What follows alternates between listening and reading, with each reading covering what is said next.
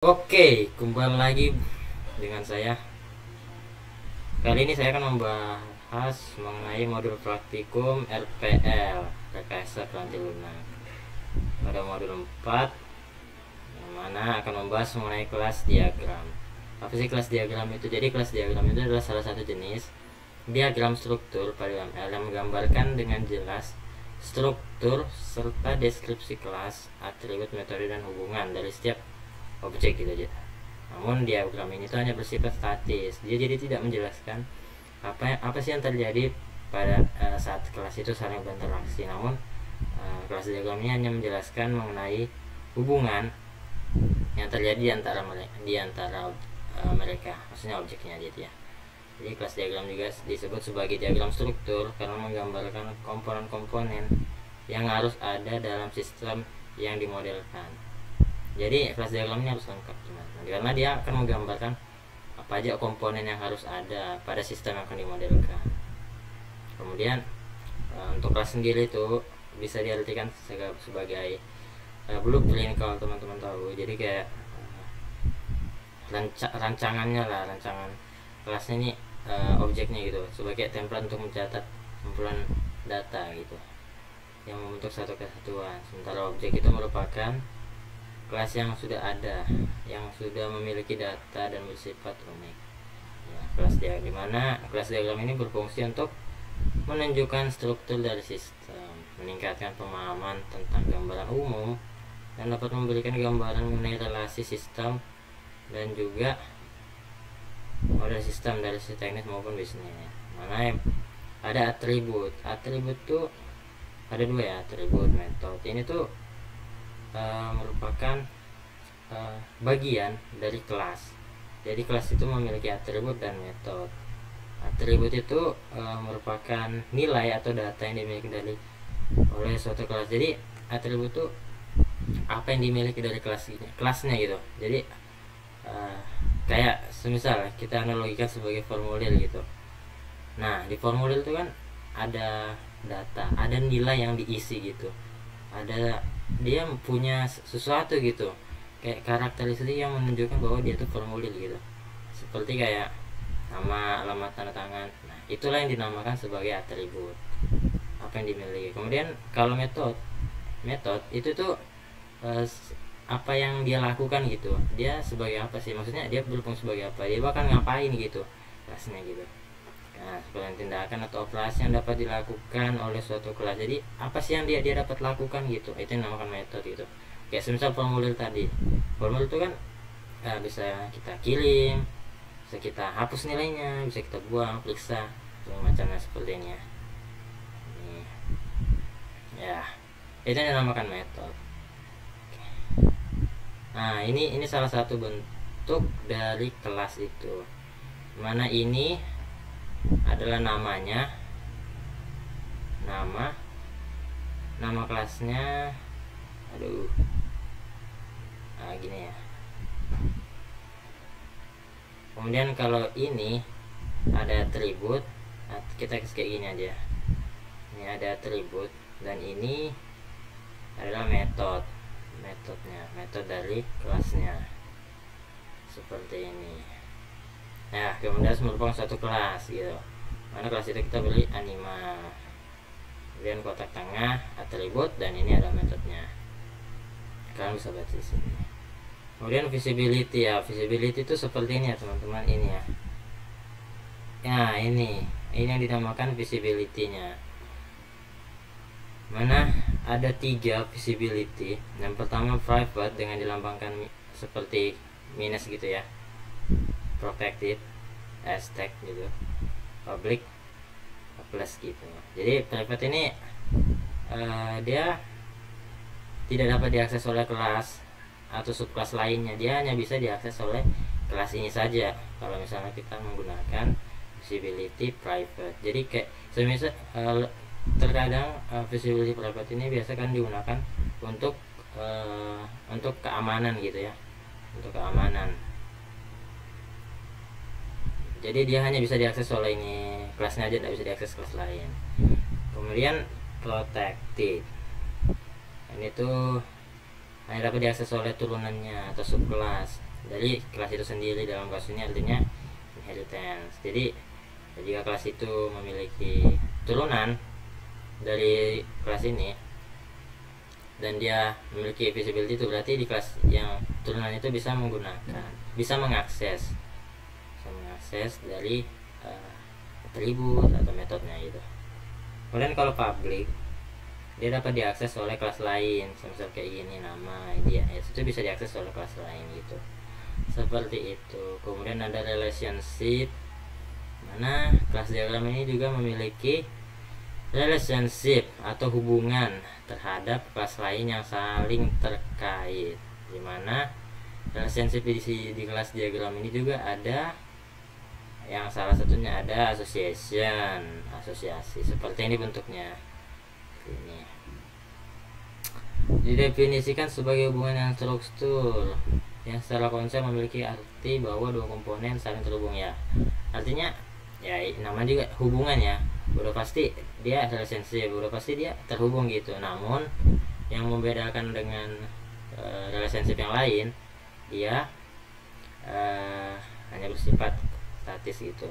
Dia tidak memiliki ownership, dia tidak memiliki kayak kayak hubungan sosial digambarkan ya, putus ya, dia gambarnya lurus gini ya, maksudnya garis lurus, garis maksudnya setiap objek memiliki. Jadi user ya dia memiliki siklusnya sendiri, hidupnya sendiri gitu. Nggak ada kayak user ini punyanya seller, bukan. Jadi ya mereka hanya punya hubungan aja, cuma bukan milik kayak kepemilikan gitu. Oke, misal kasus di situ ya, lihat kardinalitasnya, user dapat membeli. Nah itu hubungannya di situ, user itu dapat membeli barang dari seller.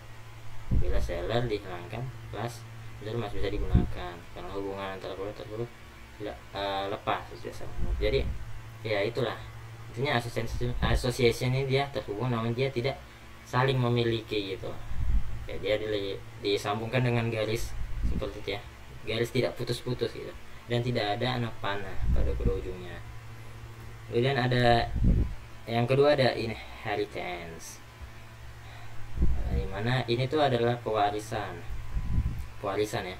Jadi misal kayak kelas animal ini, dia memiliki, dia mewarisi ada kura-kura, jerapah, gajah gitu. Mana kan seperti kita kalau apa sih, dimana suatu kelas mewarisi atribut dan metode dari superkelas. Jadi ini kan subkelasnya, ini kura-kura, jerapah, gajah itu adalah subkelasnya, dan animal ini adalah superkelasnya. Jadi kura-kura jadi subkelasnya ini superkelasnya ini, dia bakalan bisa mewarisi atribut dan metode dari superkelas ini atau induknya. Jadi bisa ngambil, akses ini nama, ID, S, name, bisa gitu ya teman-teman. Jadi ya ini ya, kelas hewan atau animal mewariskan, dia mewariskan mewariskan nama, ID, umur pada kelas anaknya gitu. Nah itu yang dinamakan inheritance, yang dimana cara penggambarannya itu garis tidak putus-putus, namun di ujungnya tuh dia mengarah ke superkelas, tanda panahnya dan kosong gitu sininya, kosong gitu. Oke.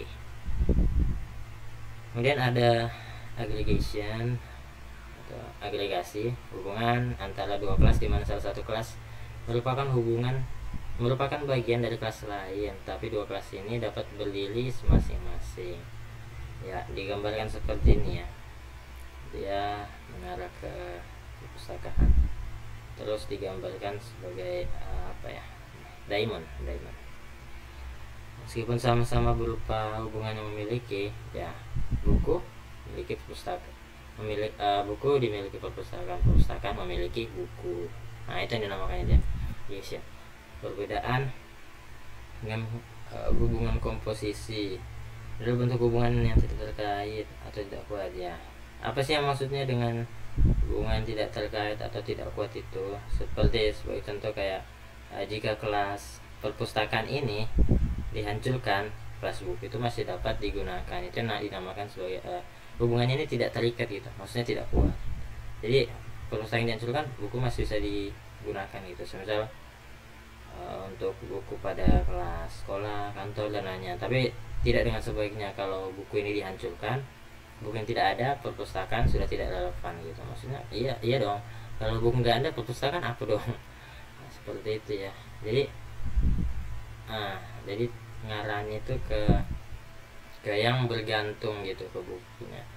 Maksudnya yang nggak bisa berdiri sendiri itu dia nggak bakalan ngarah ke perpustakaan, karena kan perpustakaan itu kalau buku dihancurkan dia nggak bakalan bisa. Maksudnya perpustakaan nggak relevan lagi. Namun kalau perpustakaan dihancurkan, buku tetap bisa berdiri sendiri gitu.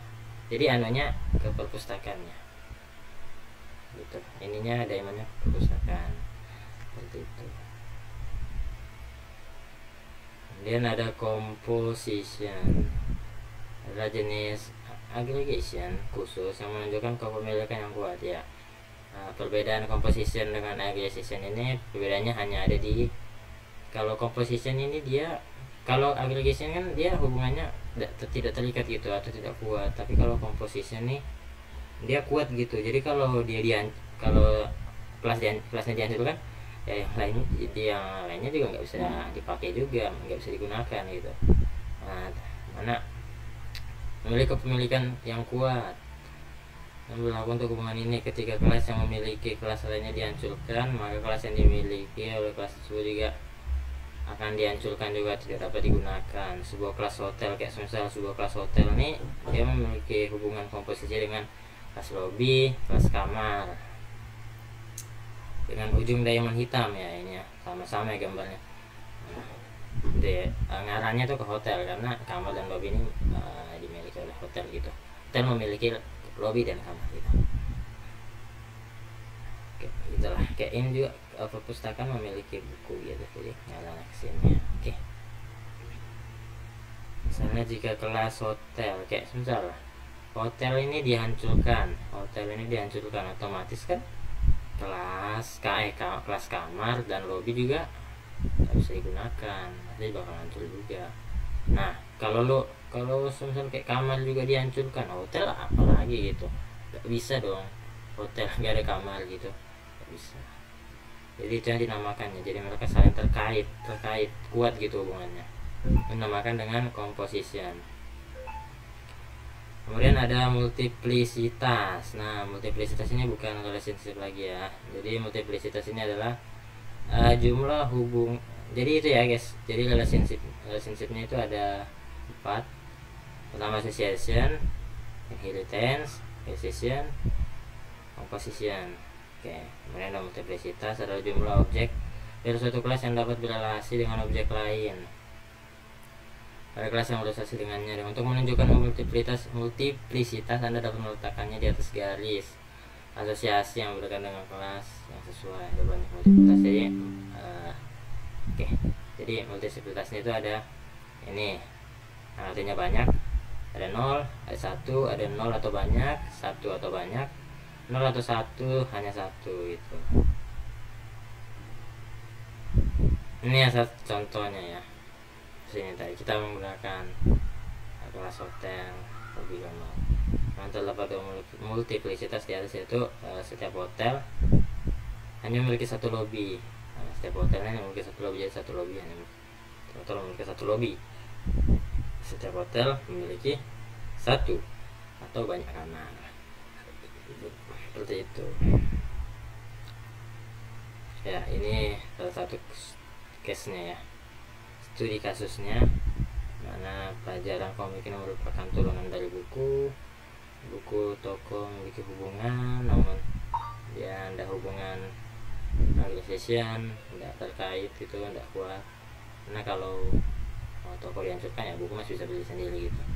Dan gini juga memiliki hubungan toko seller punya toko gitu, memiliki toko memiliki buku, seperti itu ya. Namun dia tidak kuat gitu, maksudnya hubungannya tidak kuat. Karena ini ada hubungan, namun dia tidak saling memiliki, karena pembeli dan penjual itu ya beda gitu. Maksudnya kita nggak memiliki gitu. Ini turunannya, bisa turunan dari pembeli dan penjual. Kemudian order retail memiliki hubungan yang sangat kuat dengan order, sudah pasti karena order detail ya pasti punya order gitu. Nah, order juga sudah ada pasti, order ada pasti, kalau order ada pasti pembeli ada gitu, karena order ada yang order pasti pembeli gitu. Jadi kalau order ada pasti pembeli ada, makanya hubungannya kuat ya teman-teman. Jadi seperti itu aja modul 4 tentang kelas diagram. Ini kelasnya, ini namanya, metodenya, ini atribut, ini metodenya. Nah seperti ini ya, ini minus visibility-nya karena nomor pembeli dan alamat itu privasi teman-teman, jadi nggak bisa diakses dengan kelas lain, itu yang namakan itu ya. Oke, jadi di kelas diagram ini ada atribut, metode, kemudian ada visibility, ada relationship-nya. Nah, ini relationship-nya ada association, inheritance, acquisition, opposition, kemudian ada multiplitasnya yang menunjukkan jumlah objek dari suatu kelasnya dapat berrelasi dengan objek lain gitu. Seperti lobby ini ada berapa sih di hotel gitu, seperti itu ya. Oke, mungkin seperti itu saja dari saya untuk modul 4 praktikum rekayasa pelanti lunak, modul 4 tentang kelas diagram. Terima kasih.